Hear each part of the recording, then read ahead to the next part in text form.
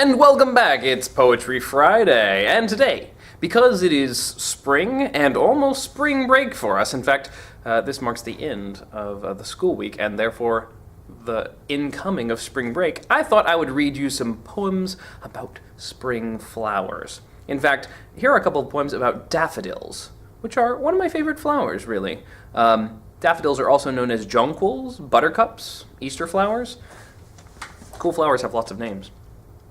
I wandered lonely as a cloud, by Wordsworth.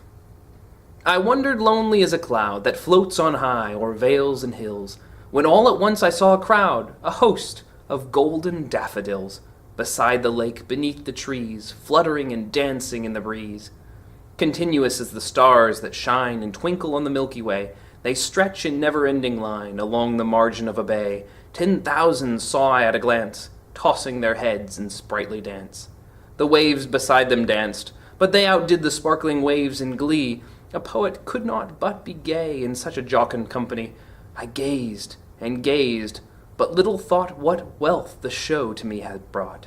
For oft, when on my couch I lie, in vacant or in pensive mood, they flash upon that inward eye, which is the bliss of solitude. And then my heart with pleasure fills, and dances with the daffodils.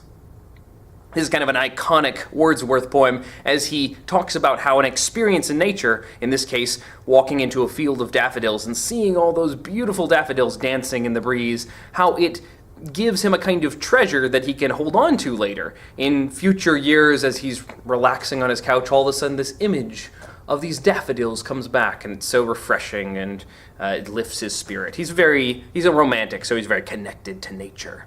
Ted Hughes also talks about daffodils and their connection to the idea of memory in his book Birthday Letters, which is something of a reply to his wife Sylvia Plath. They had a rocky relationship which ended badly.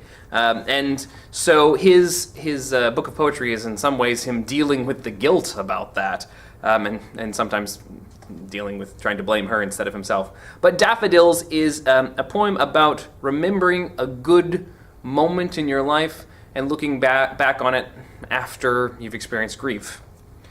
Remember how we picked the daffodils. Nobody else remembers, but I remember. Your daughter came with her armfuls, eager and happy, helping the harvest. She is forgotten. She cannot even remember you. And we sold them. It sounds like sacrilege, but we sold them. Were we so poor? Old Stoneman the grocer, boss-eyed, his blood pressure purpling to beetroot. It was his last chance. He would die in the same great freeze as you. He persuaded us. Every spring he always bought them, 7 pence a dozen, a custom of the house. Besides, we still weren't sure we wanted to own anything. Mainly we were hungry to convert everything to profit. Still nomads, still strangers to our whole possession. The daffodils were incidental gilding of the deed's treasure trove. They simply came, and they kept on coming. As if not from the sod, but falling from heaven, our lives were still arrayed on our own good luck. We knew we'd live forever. We had not learned what a fleeting glance of the everlasting daffodils are, never identified the nuptial flight of the rarest ephemera, our own days. We thought they were a windfall, never guessed they were a last blessing, so we sold them.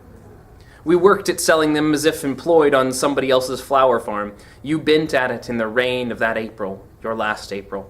We bent there together, among the soft shrieks of their jostled stems, the wet shocks shaken of their girlish dance frocks, fresh open dragonflies, wet and flimsy, open too early. We piled their frailty lights on a carpenter's bench, distributed leaves among the dozens, buckling blade leaves, limber, groping for air, zinc-silvered, propped their raw butts in bucket water, their oval meaty butts, and sold them 7 pence a bunch. Wind wounds spasmed from the dark earth, with their odorless metals, a flamy purification of the deep grave's stony cold, as if ice had a breath. We sold them to wither. The crop thickened faster than we could thin it. Finally, we were overwhelmed, and we lost our wedding present scissors. Every March since they have lifted again out of the same bulbs, the same baby cries from the thaw, ballerinas too early for music, shiverers in the draughty wings of the air. On that same groundswell of memory, fluttering, they return to forget you stooping there, behind the rainy curtains of a dark April, snipping their stems. But somewhere your scissors remember, wherever they are. Here somewhere, blades wide open, April by April, sinking deeper through the sod, an anchor, a cross of rust. Man, he's got some vivid images there. He's got some very intense and very almost violent images at times, and that final image is of the lost scissors, which are open in the shape of a cross, as if a tombstone or a memorial sinking deeper into the earth. It's pretty intense. So once again, thank you for joining me for my lunch break for Poetry Friday. I hope you enjoyed it. Click on the links over here to subscribe or to watch another video. You can watch my song about spring flowers right here, and have a great spring break if that's what you're doing. And if not, have a great week next week. I'm going to be off and playing with my kids. Enjoy. Cheese.